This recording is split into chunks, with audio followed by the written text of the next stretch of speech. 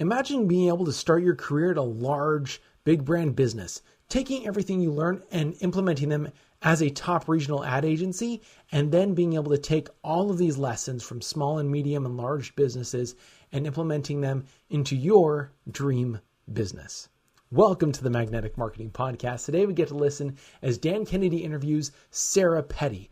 This is Sarah Petty's entire journey from large to medium and small, all the way down to her current business. Sarah is going to share with you the 4 key paths to differentiation: product, price, process, and place. And using all 4 of these, you can become truly differentiated by doing just one thing: becoming a boutique. Let's listen in. I don't think there's anybody that has had a bigger impact in the field of direct response than Dan Kennedy. The legend of Dan Kennedy should be ignored at your own peril. They're not really lessons, they're kind of laws that you live by. Dan opened my eyes to what small business marketing looks like. Dan teaches strategic direct response that is timeless. His ripple effect touches people who don't even know his name. The world as we know it was changed because Dan Kennedy became obsessed with marketing. Welcome to the Magnetic Marketing Podcast with your host, Dan Kennedy. Glad you're with us. I also have with us a guest who we will get to in about 15 minutes or so, Sarah Petty, co-author of the book Worth Every Penny, How to Thrill Your Customers and Still Charge What You Are Worth. And so she is with us waiting in the wings. I have a quick, as you know, the theme, well, as you may or may not know, the theme of this month's call is differentiation. And one of my favorite quotes from ad man Jack Trout, differentiate or die, truer than ever. So let's run through a quick review of the key categories of pathways to differentiation. And there are 4. They are product, price, process, and place.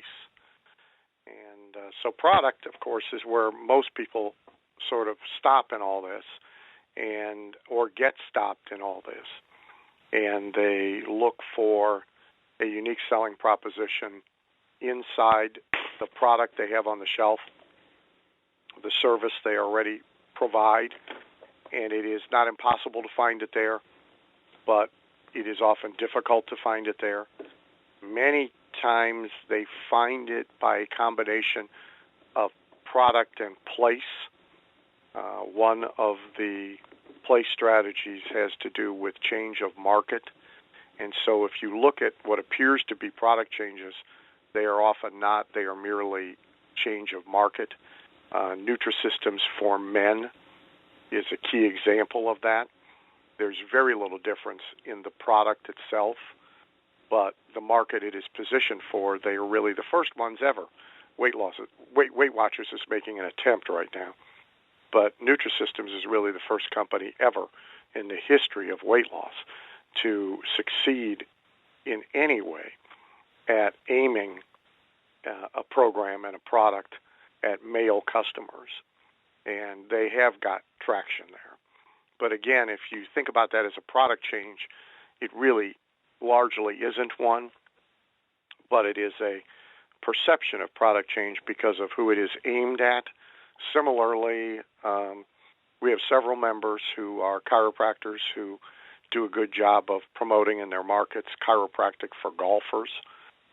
Again, in truth, the actual chiropractic treatment for, in this case, flexibility, relief of joint pain, etc., for golfers is not different from the chiropractic treatment for somebody with joint pain who has never picked up a golf club in their life, but it appears to be a product change. So one point of differentiation is obviously we can change the product, we can appear to change the product, we can private label or package the product differently. If you look at the skincare business, where I do quite a bit of work, often the product change is either the celebrity attached to it or one ingredient in the formula for which there is a magic story. And in reality, the rest of the product skincare glop is skincare glop is skincare glop.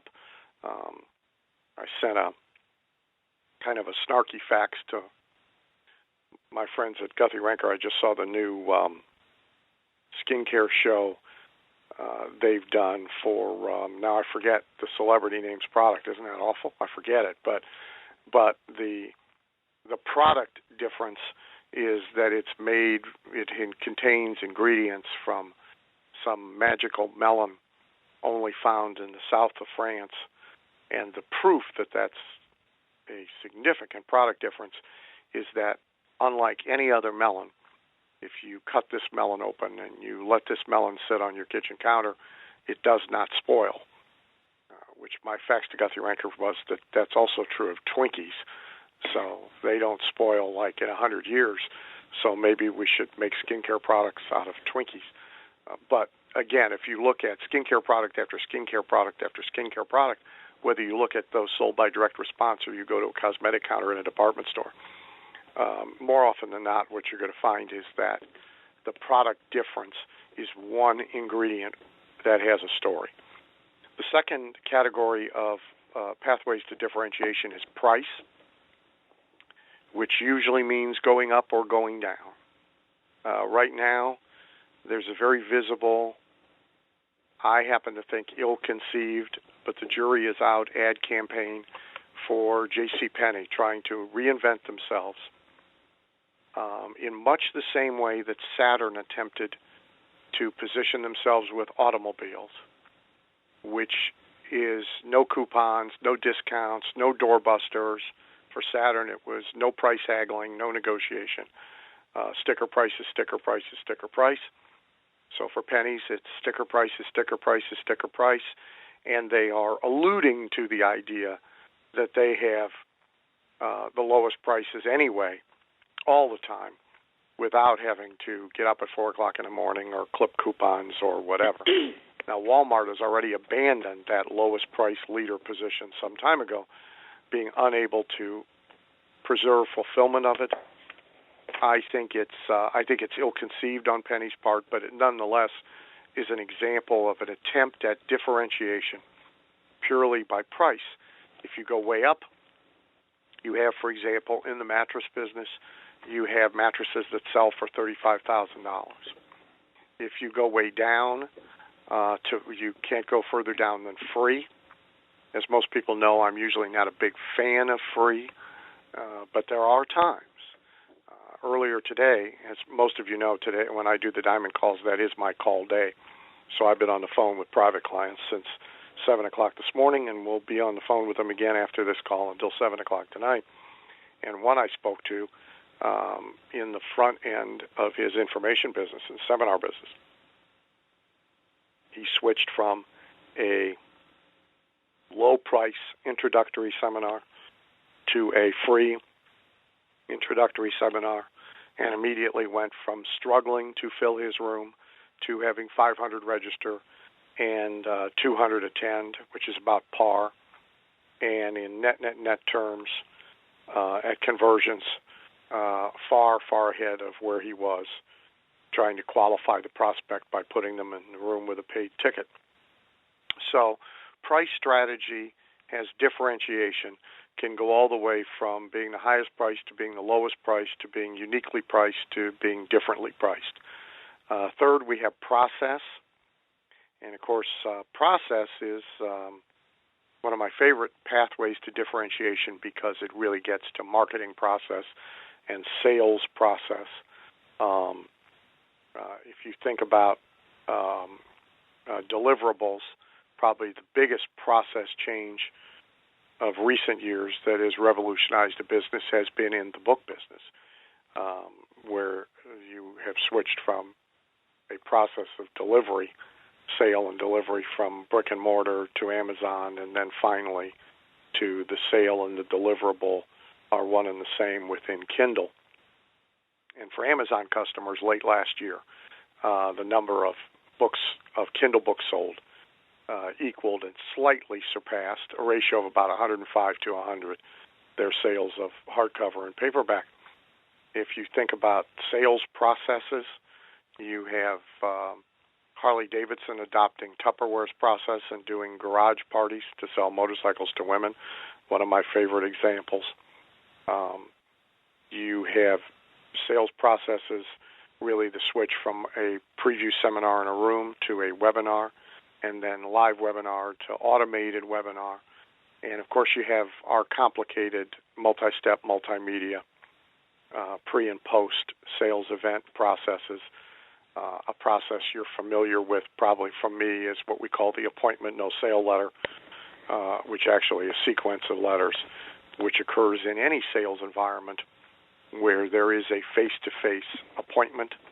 So dental office, chiropractic office, hearing aid center, auto dealership, et cetera, et cetera. There's an opportunity for follow-up to those who go through the appointment, go through the sales event, and do not buy. And often their value is grossly underestimated of what can be recaptured by process.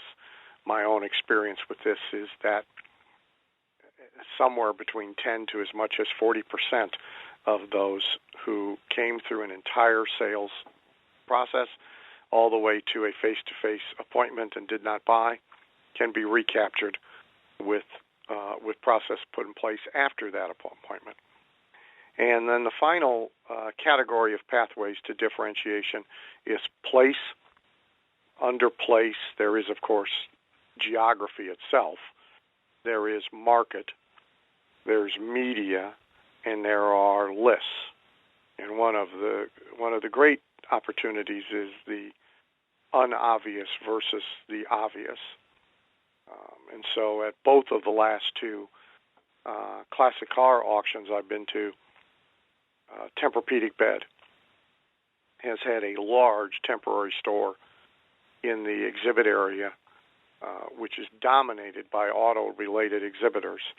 And so there's no product reason for them to be there, but there's a profound market reason for them to be there, which is affluent customers who can essentially afford any price that they might command for a bed, and a related place media to be there, which is a lot of affluent customers who over a 2 or 3 day period of time are likely to walk the entire exhibit area because of fascination with the car-related exhibits, and they are there as the only one in their category with an opportunity to talk to those people. So it's really a very shrewd play strategy on a couple of levels. There's the issue of consumer to B2B and B2B to consumer. I had a long conversation a couple days ago with the marketing director for a collection of all-inclusive resorts in the Caribbean and high-end all-inclusive resorts in the Caribbean. And they are largely focused. Some 40% of their business is B2B, not consumer. It is the sale of packaged reward trips to companies for their top salespeople or their top agents or their top franchisees or whatever. So even though they are in the Caribbean resort business, they are a B2B marketer. That's their place rather than a consumer marketer, and they're very effective at it. And they have less clutter and less competition in doing it, and they have a much smaller universe of potential prospects to talk to, so they can invest more in getting to each prospect. So those are the key categories in which we can find pathways to differentiation. So Sarah Petty, very impressive, as is her partner. I've appreciated working with them and am very impressed with their work. Her new book coming out, I'm not sure if you can advance order it at Amazon or not, but her new book coming out is Worth Every Penny, How to Thrill Your Customers and Still Charge What You Are Worth. Sarah is the founder of The Joy of Marketing, and she comes from beginning her career in the marketing department at the world's largest brand, Coca Cola. Has operated a top regional ad agency, done a lot of direct marketing as well as brand campaigns for small and medium-sized companies, and walked the walk in her own business.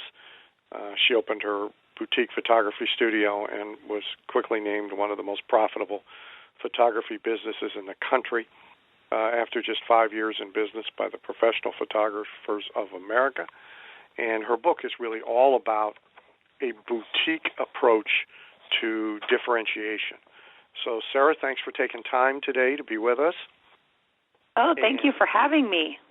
And let's just start with the idea of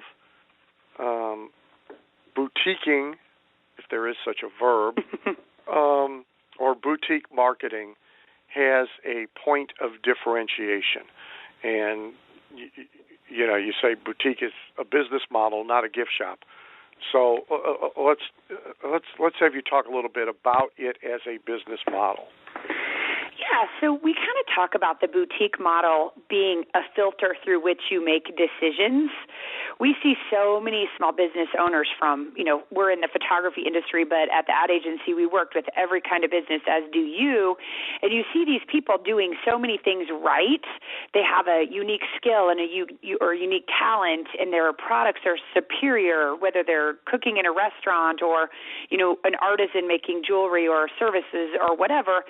And then they panic because they don't have business, and they go out and they deep discount or they Groupon.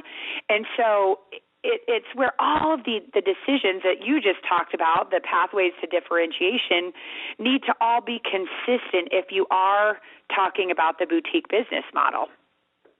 And correct me if I'm wrong, but the boutique business model is really as much about what you aren't as what you are. Is that fair? Yeah, definitely. And I think a lot of people think about, in the photography industry now, everybody's a photographer. So the amateur at the soccer game is a professional photographer. But in some industries, it's Walmart, or there's always somebody doing it cheaper. And I think that's what we need to stay clear that we are not. So a retailer is, as you mentioned, Walmart is looking at big box retailers. An independent restaurant is looking at the restaurant chains around him. A financial advisor is worried about the big financial product companies advertising on TV. So there's our dichotomy. What's the big difference between the way the big entities and the mass marketers approach business and the way someone using a boutique strategy would approach business? Well, if you want to start with price and work backwards, a lot of it is that they attract people with low prices. They get them in, and the products go out. That's how they get people in. Whereas on the other swing side of the pendulum, a boutique business is based on relationships and the strengths we have as a small business owner that Walmart, using Walmart as the catch-all for everybody discounting and that has that high-volume model, the things that they can't do. You walk in the door at Walmart and they say, "Hi, welcome to Walmart." But when my clients walk in the door, I can say, "Hi, Mary. Hi, Bill." I know their names. I have those relationships. And they're working directly with an expert staff, people who are knowledgeable, who can answer every question and solve every problem.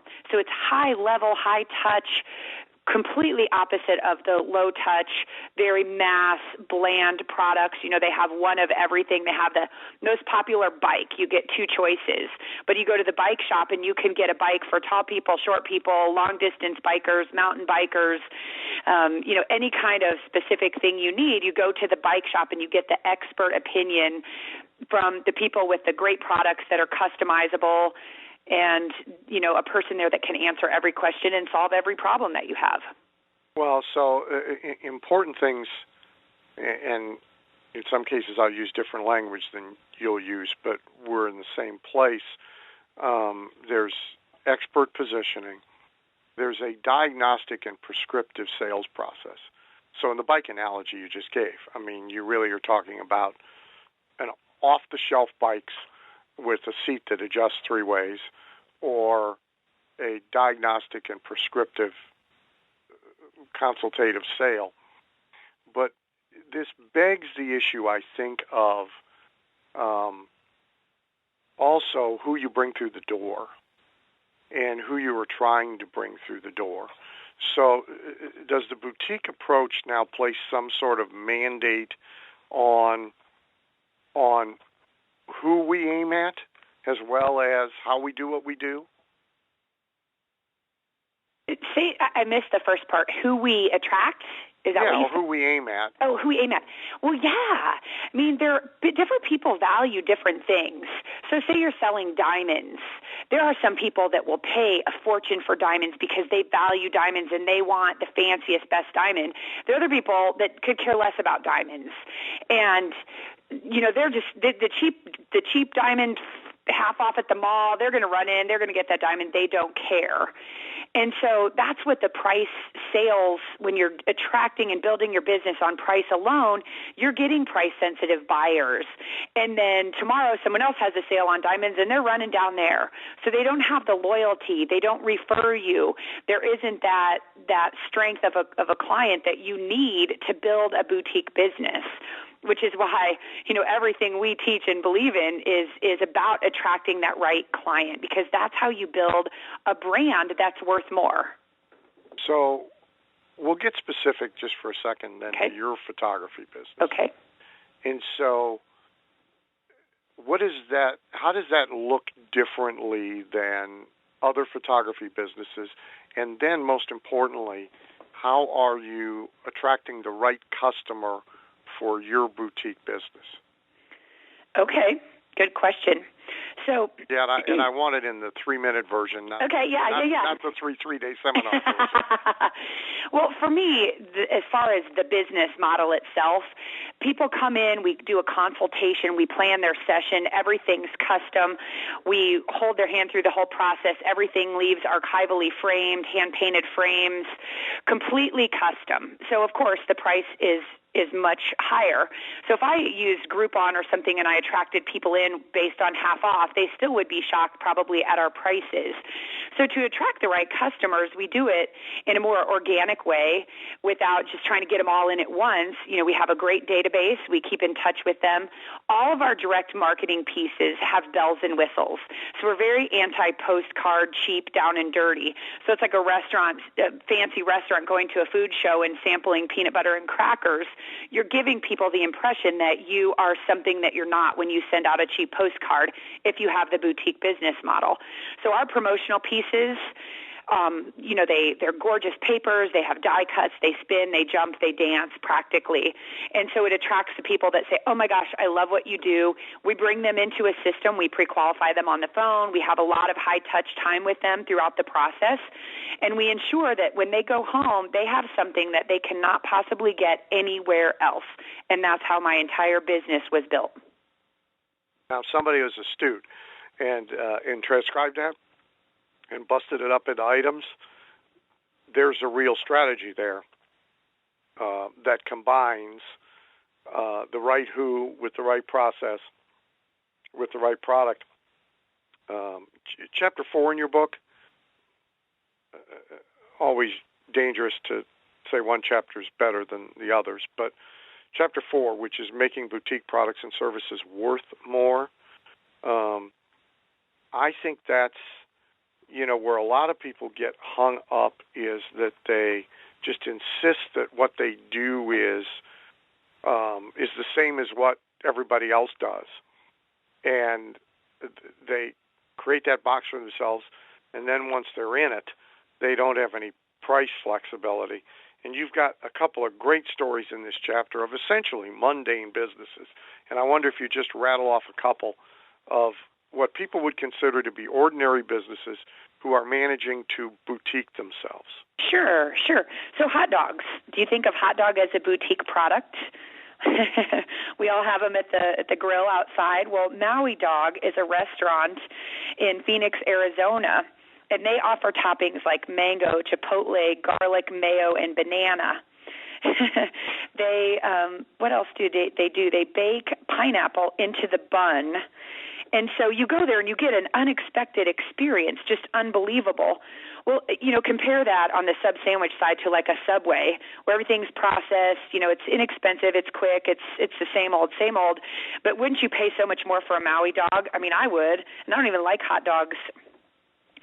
White House Custom Color is a photography lab in our industry, and the lab business is really changing because of the digital. Even though they're a digital lab, but they go out and find products for their clients. So they do. Photographers wanted bags to deliver their framed portraits, and so they hired a seamstress to custom sew bags. They even created a large printing press to print on fabric, and they're getting to soon a point where we can supply a design. So we could design a bag or a background or whatever, send it to them, they print it, and then we have something unique. Everything is very customizable. And then a third is Hound Comics. They're a comic book company, and in this day and age, especially with all the internet and apps and games, the comic book industry is way different than when we were kids. And so they invest on a gorgeous paper stock and the design and all of the details that it does drive up the price of their comic book, but their readers are so loyal because they appreciate the attention to detail and the thick paper and the thick, the gorgeous artwork and all of the little details that you typically don't find in the cheap, flimsy comic book. Well, if I'm not mistaken, they're also a scarcity exclusivity player in that they only produce a limited number of limited editions each year, right? Yes, and I believe that they're only at Barnes & Noble, so they're not just in everywhere. They have that exclusive distribution channel, which makes it, a little more appealing too. All right, so the last topic in our time together I wanted to kind of pull from the book and talk about a little bit is, and God bless you for saying it, because it is a lot of the missed element, I think, is you say you and your team must be able to sell, and that selling skills are more important in the boutique model than anywhere else. And it's my observation that we've gone through a period of time pre-2008 or 2009 of nearly a decade where there was so much money running upstream that people really didn't have to sell. They really could stand around and be order takers. And now that's catching up to a lot of businesses and a lot of companies in a big way at high speed. And so, I'm on people all the time, not just to, hey, I want a better ad, or B, I want to make the phone ring more, or C, I want to get more people through the door, but to really focus on what happens when you finally do get an opportunity with a customer. And so talk a little bit about how you view the importance of selling, period, and the importance of selling in the boutique model. Yeah. Most small business owners, they think sell is a four-letter word, right? We always make that joke. But what I see is people are scared to sell. And we work with creatives, and I think a lot of boutique businesses, they are creative. Even if they're in the financial sector or whatever, they have more attention to detail and they care about those little things. And the way I look at it is when someone comes to me and they want photography, they're already saying, I have what you need. So I'm doing them a disservice if I don't create something amazing for them. And what's great about the boutique business model is I don't have three choices that I have to push 20 of them at today to make my quota. It's all custom, so I get to use the sales process the way it's meant to be used. So it's not all about the close. It's about the beginning. It's building rapport and asking a lot of questions, doing that needs analysis, because people just know they want portraits, they want photography. They don't know if they want a book or an album or a wall portrait or digital. Or they don't have any idea what they need. So that's my job to find out what they need so that I can create it for them, and then that closing the sale becomes very easy. And I think people are scared of that being pushy or salesy and having to put high pressure on people, when I think as a boutique philosophy, if we do our homework and our work up front and we build rapport and we get their trust by showing them how we're experts in what we do, the sales become fun and easy. We're not afraid to call them up in 6 months and say, hey, you mentioned you wanted a family portrait when your kids came home from the summer, came home from college for the summer. We've got about 3 weeks of gorgeous weather. Let's get you scheduled. Instead of just, like you said, ads trying to get more and more and more people, let's take care of the people we have, and that's where the big potential is in a boutique business, is with your database. More products, giving them love. When you do that, they will refer you, and that will build the right kind of business. Well, the great line is the sales process used as it was intended to be used.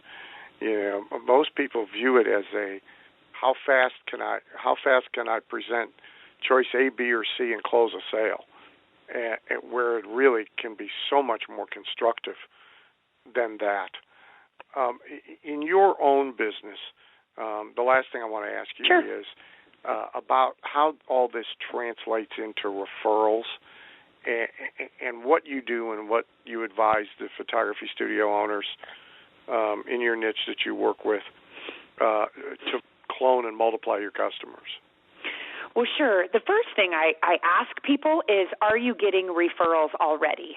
Because if you're not already getting referrals, something might be broken. Because, I built my business slowly but quickly, on the other hand, by referral, because people were like, oh my gosh, you've got to work with this person. So if you're not already getting at least some referrals, I would challenge you to go through those pathways of differentiation. Maybe your product's not cool enough, or your experience or something in there is broken. But let's say you are getting referrals. Then the great way to get referrals is to find a time when your clients are bragging on you to open that door. So if they're gushing about their photography and they picked it up and they're in tears, or they love it, they can't love it enough, that's a great time to bring up, would you mind hopping on Yelp and sharing how you feel? Because that's a big source of referral for us. Or if you have any friends, we also send out gift certificates sometimes to our best clients saying, here's a gift certificate for your best friend. And so it enables them to give a gift to someone that they know will value what we do, that knows they're not going to be price sensitive, and they know we'll take really great care of them. Cool. All right, folks, that's going to wrap it up for this month's Diamond Call. I hope you agree that it was a good one. Thank you for listening to the Magnetic Marketing Podcast with Dan Kennedy. If you love hearing in on these lost Dan Kennedy talks and speeches and calls, then please let someone else know about this podcast. That's how you can help it to grow. And the more it grows, the more free Dan Kennedy we can bring to you. Also, Dan would love to give you the most incredible free gift ever, designed to help you make maximum money in minimum time. Now, this free gift comes with almost $20,000 in pure money-making information for free, just for saying maybe. You can get this gift from Dan right now at nobsletter.com. Not only will you get the $20,000 gift, you're also going to get a subscription to 2 marketing newsletters that will be hand-delivered by the mailman to your mailbox each and every month. One from Dan Kennedy and one from me, Russell Brunson. To get this gift and your subscription, go to nobsletter.com right now.